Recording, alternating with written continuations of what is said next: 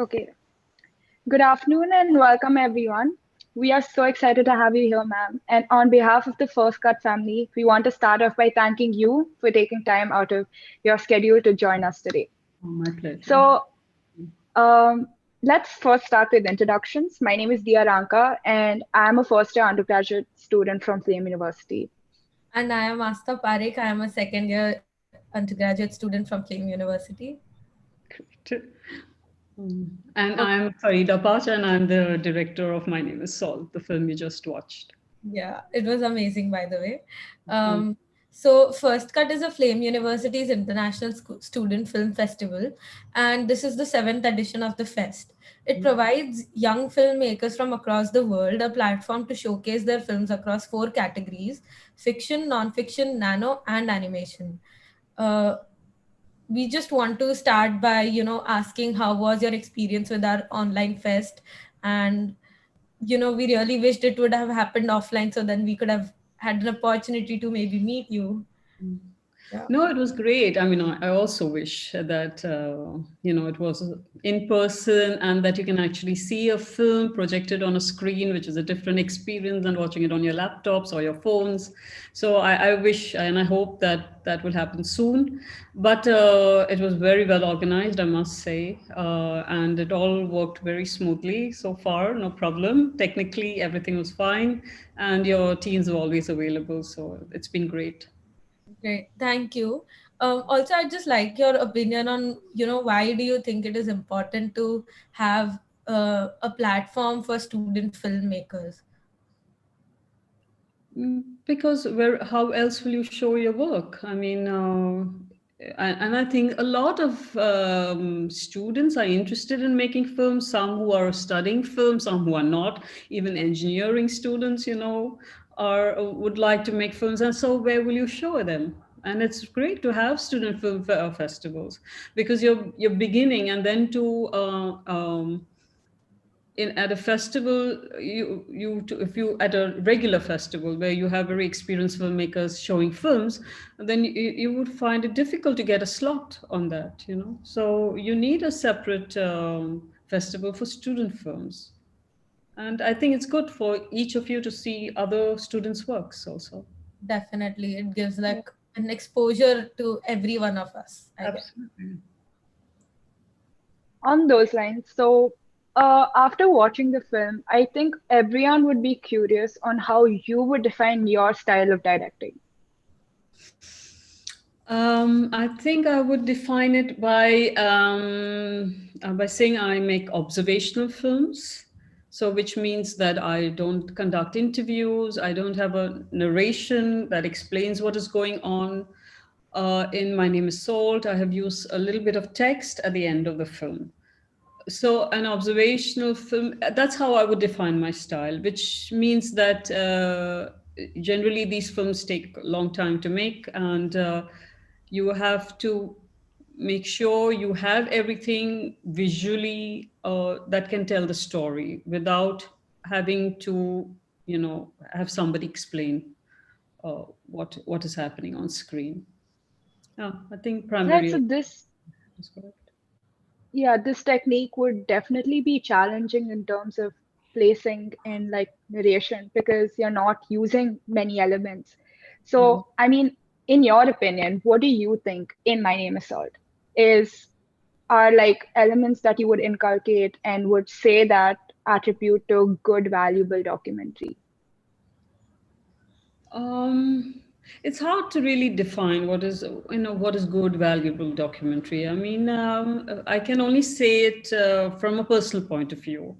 Uh, what is it that I look for in films? And I would say that I particularly like films that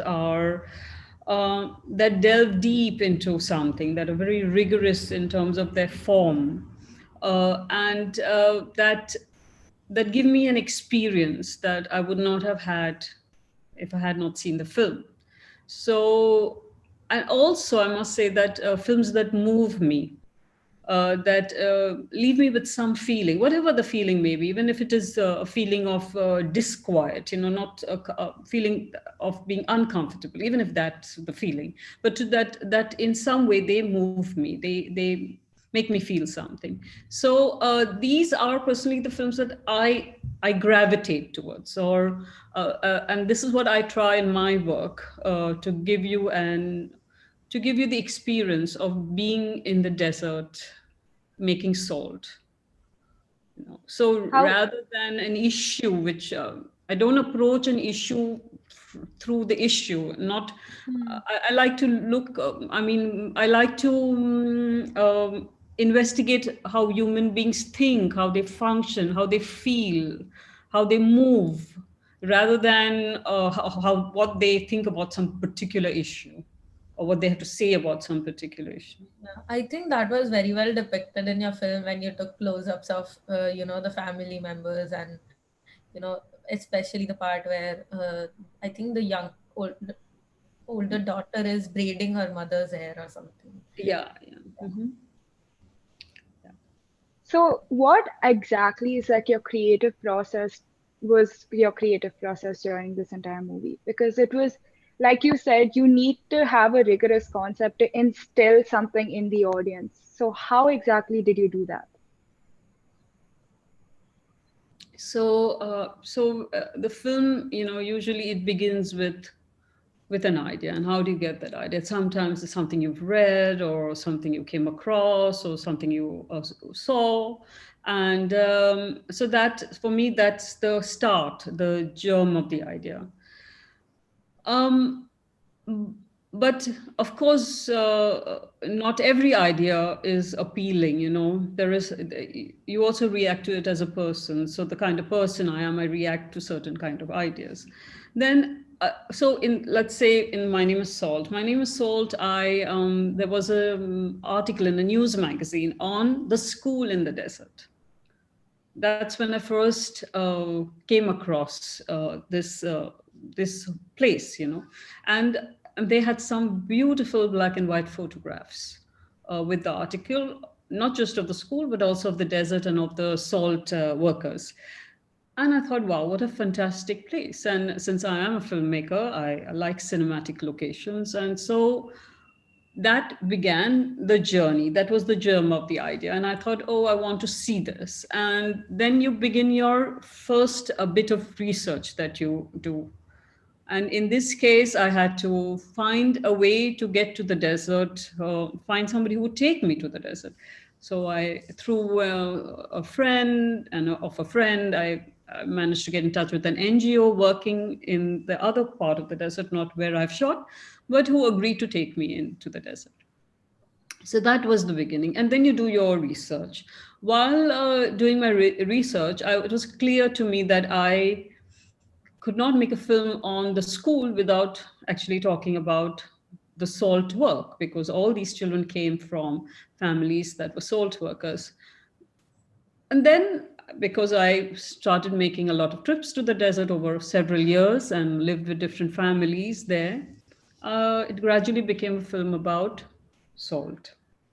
Now, that's the beginning of the creative process. And then the other very important part of the creative process for me is the other discussions you have. So the discussions about form. What kind of film do I see this as? I mean, you have to have some idea, some vision of what kind of film you want to make out of this. And then there were so a lot of discussions with the cinematographer. How are we going to shoot? What is the frame? So it's not, so these discussions are not philosophical or film theory kind of discussion. These discussions are really very practical, pragmatic decisions. So what does the frame look like? Now, for example, he looking at the photographs I had taken, because I took a lot of photographs, just stills of when I was on the research trip. He pointed something out to me, and he said, well, there is the horizon everywhere. And that is true. And I said, yeah, that's absolutely true. I'm there out in this open space where you always see the horizon. And so his question was, so where is the horizon in your frame? And that was a discussion that we had. Where would we place the horizon? And we had a, so for that, you have a lot of discussions. We looked at a lot of still photographs, we looked at a lot of films. This is all preparation for the show. This for me is a very important part of the process, to also find other observational films and how did they treat the subject, a different subject, but how did they go about it. And we decided that for the montage sequences, the because there were photographs I liked where the horizon line was very low in the frame, and we decided that, and he actually marked it on his camera, that this is where it would be for all the montage sequences that you see in the film, the sequences where is just music and shots of the desert. So these are kind of discussions that you do. And then in the editing process, the editing process is, okay, how do we structure this material into telling a story? Because in the end, you are telling a story. You are using material that you have shot of reality, but you are telling a story through it, which means that you have to have storytelling devices in order to structure that material. In My Name is Salt, we did in the editing, we did what I call a question and answer. Like, as an audience, you might have a question which gets answered through the film. So, for example, when you go there, you don't even know where you are, and you see them pump out some water. You have no idea what this water is. Is this drinking water? Through the film, a little while later, you realize that they are not drinking this water. They're using the water to make something out of it. But then where are they getting their drinking water? If this is a question you have, it is answered in the film when the tanker comes with the drinking water. So, why are they digging out those pipes in the beginning? If you have the patience and you wait and you see the whole film, you understand why and where the pipes are coming from. So you try to establish a mystery, but you answer the questions that the audience may have through the film. And you, by doing this consistently, you're also training the audience on how you're going to see this, how they are watching this film. They are also they expect it, then they begin to expect that this is the pattern of how the film will go on. So these are some of the things that you have to. I mean, this is part of the creative process, and I must say that you won't be able to do this in the editing if you have not shot it with this in mind in the shooting. So to think that you can just shoot and then somehow you will edit a film out of it, you may edit some film out of it, but it won't be so, what do you call, so precise. Then you have to have thought of all this before. Yeah, Uh, yeah. So I think that's, yeah. I hope I've answered it. yeah, So yeah.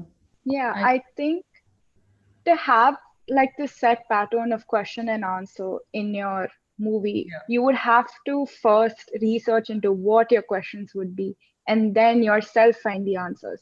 So, would you say that when you were filming this movie, you weren't just there as a director, but you somehow almost became part of the ecosystem and got attached to it, Got attached to, sorry, what? To whom or what?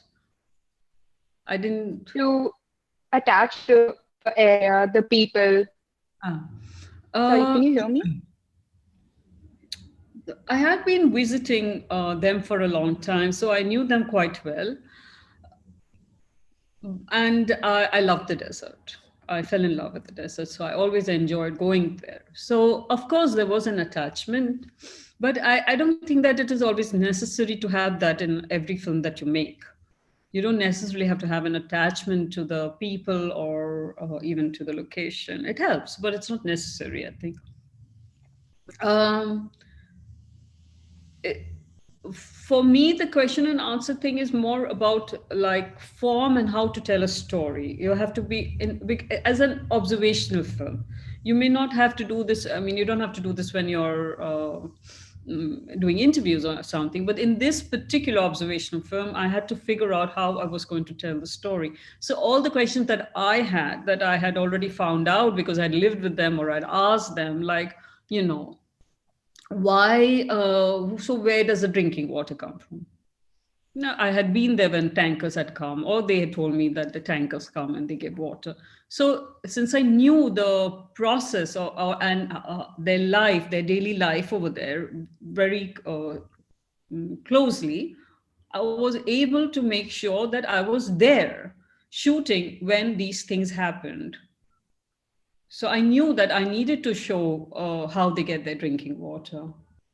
You see, so I, things like that, even why they put the grass into the things, and I understood why, because the salt crystals need a surface to attach to. They wanted to crystallize it. Yeah.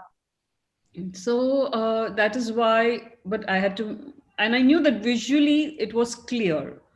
If you just have to, as a viewer, you have to just think about it a little bit, and you will come up with the answer yourself. Why they put the grass in.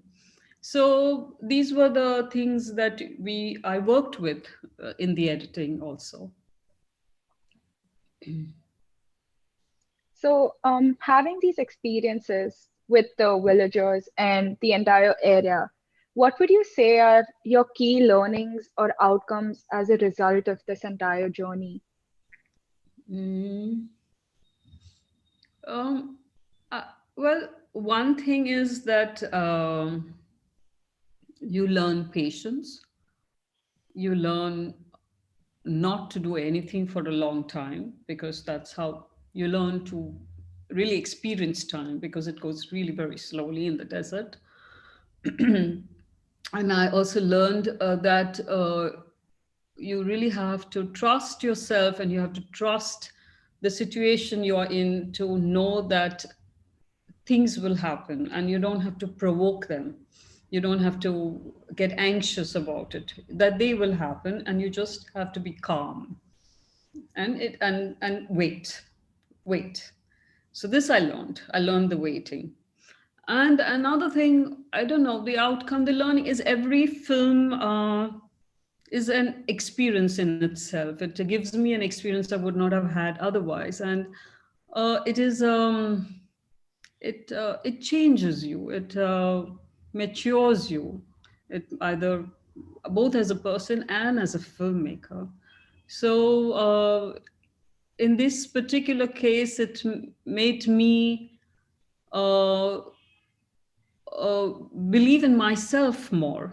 Like the limitations that I perceived in myself were not actually there, and that I could make this film the way I imagined it to be. And that and since it did very well, and it has been seen by many people around the world in very diverse places and with reactions, you can make a film about one corner of your world, and it still resonates among people of very different cultures and backgrounds. And that made me what you say, it made me feel I could do it. It gave me confidence. It made me believe in myself as a filmmaker and in my own creative abilities. So that's I would say that what made me believe that there were endless, or at least boundless, possibilities, just as they are in the desert, as boundless It as was the. genuine. Hmm?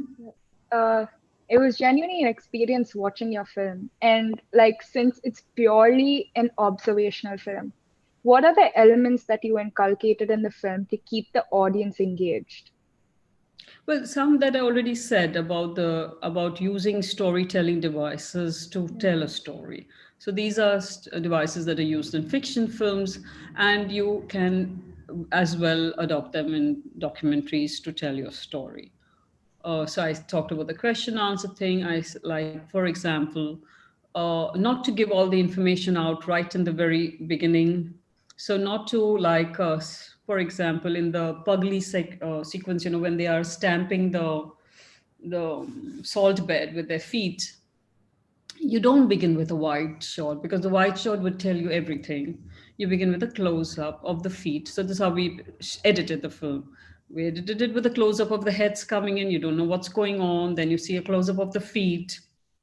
It's only much later that you see a wide shot and you understand what they are doing.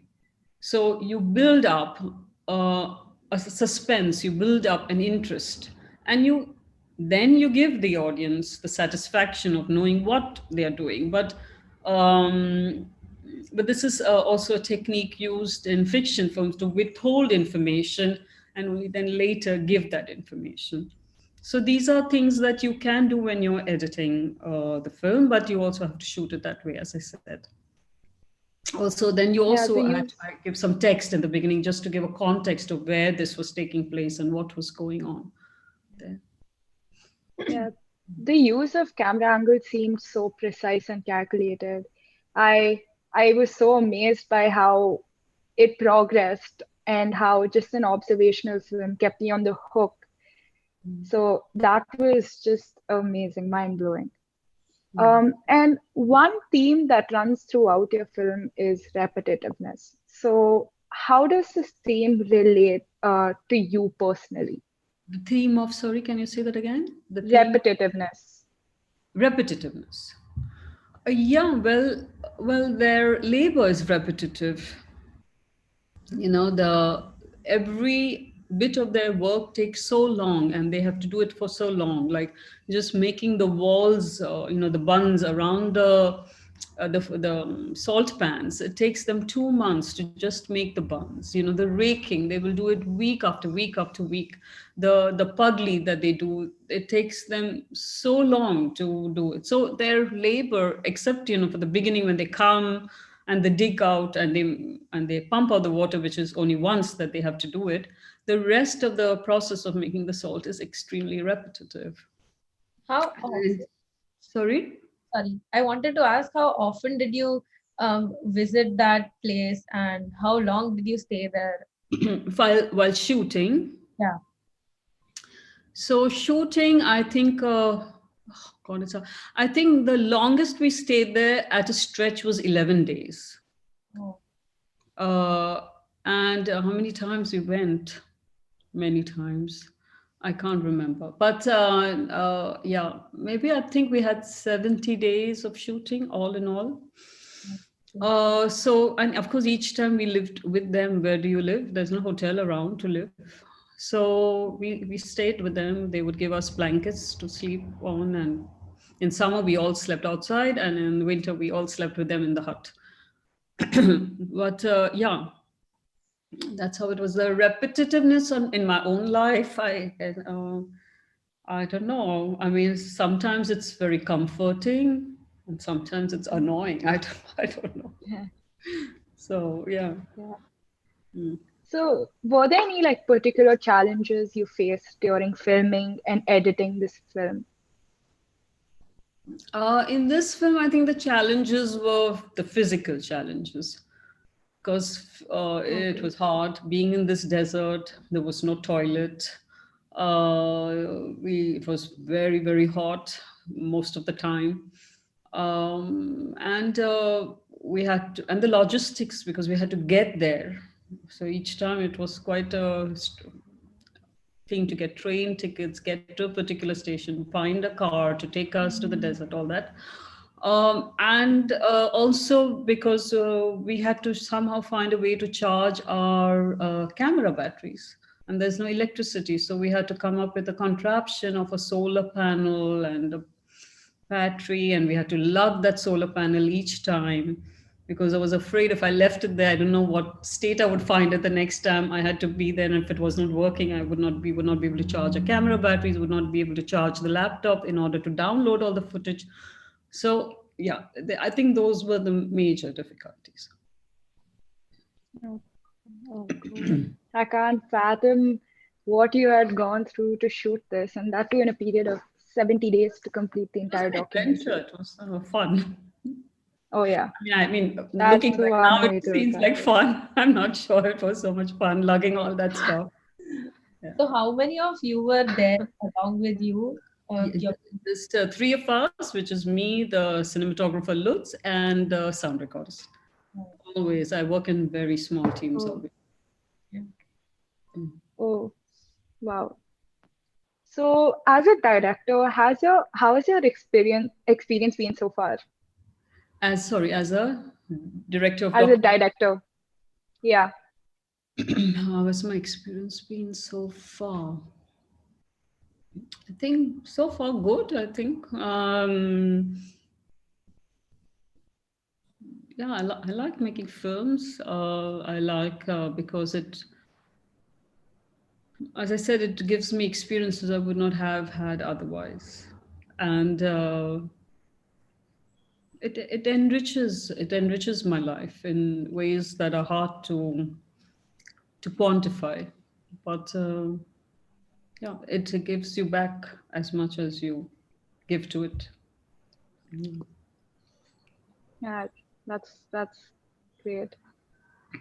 Um, so with the advent of this pandemic, what are the major changes or reformations that you see coming in this industry? I think a lot will change. Um, for now, it feels for the worse. I don't know. A lot of cinemas will close down. A lot of cinemas around the world will not open again. They anyway had a hard time getting people to come to the theaters, and now with this, it's a pity, I think. Mm. Because really, I mean, especially My Name is Saul, to see it projected on a big screen in an auditorium, sitting in the dark, it really is a different experience, and uh, and no laptop Yeah. sitting at home on your sofa can ever Uh, ever No come comparison. Agree. close. Yeah. yeah, No So comparison. this I find that a lot of it will go online. I mean, yeah, we're all. Well, what can you do? How Um, how is your work, I mean, affected? I mean, I think it was yeah, definitely abrupt for everyone. We also had to leave college and come I back home. know, and some of you on your first year, so you probably not even met your classmates face to face, and that's really terrible. So how yeah. was it for you? I mean, were you in the middle of a project or something? No, thankfully, I had just finished a project, Oh, but it so, affected me in the sense that all the film festivals were cancelled. oh yeah, Oh So definitely. there yeah, was no way to show the film. So I had finished the film, but I had no way to show the film, and that was quite what you say, depressing and yeah, disappointing, because I had put in 3 years of my life into it, and then there was nobody who was okay. It, So yeah, so that did affect, but in terms of the future, I think a lot of it will go online, and a lot of will be net yeah. net So, based, internet based, and I think we are too getting used to Netflix. so is there yeah. anything else you would like to share as in students who are looking at this live right now? Some Mm. In the personal, form of some advice. yeah. Some advice, okay. Watch films. Watch a lot of different kind of films. So I know. I mean, I'm also watching Netflix, but there are other alternatives to Netflix, and I think Mubi, which is Yeah, mubi.in, shows some very nice films which are not mainstream. So that's what I would say. Watch many different kinds of films, watch many different kinds of documentaries. What else? I would say if you are interested in making films, then make films that you want to make. Make films that reflect your own voice. You know, you have to find your own voice. I mean, you and how do you find your own voice? And you find your own voice by making films, by watching films, by understanding what kind of films you like, what kind of person are you, what kind of, like, for example, why do I make observational films? You know why I think I make them? Because I dread doing interviews. I hate it. I'm really a shy person, and I find it very hard to ask questions. So I have found my comfort zone, and my comfort zone is doing observational films. So you have to find out the kind of person you are, the kind of films that you like, and how can you make films that reflect who you are Yeah. and tell stories that matter to you, and and they will matter to other people. If you make a film about film stories that matter to you, then they will matter to others as well. So I think that's the only advice I can give, is to watch films and make films, so you know what So, you like. And of course you can also learn and go to film school, but you can also learn on the job. there are one or two questions that were asked on YouTube. I'll go ahead and ask. So someone asked that is there any specific scripting process that goes in? Uh, No. no. Shall I answer that? Yes, No. sure. Is there, or is there another part to it? No, no, that's it. That's the question. No, no. You don't have a script in a documentary film. It's just your research, what you have researched, and what you know would normally take place. So usually, because I do spend some time researching, I do know what's going to happen, but you cannot predict, of course, every time that it will happen as you have seen it once or experienced it once. But you don't have a script.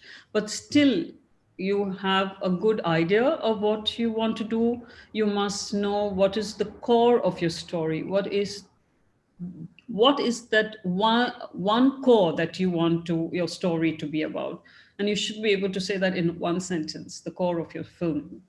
So for all of this, it's good to do a lot of writing, to take a lot of notes, and so you're better prepared when you shoot, but you don't have a script.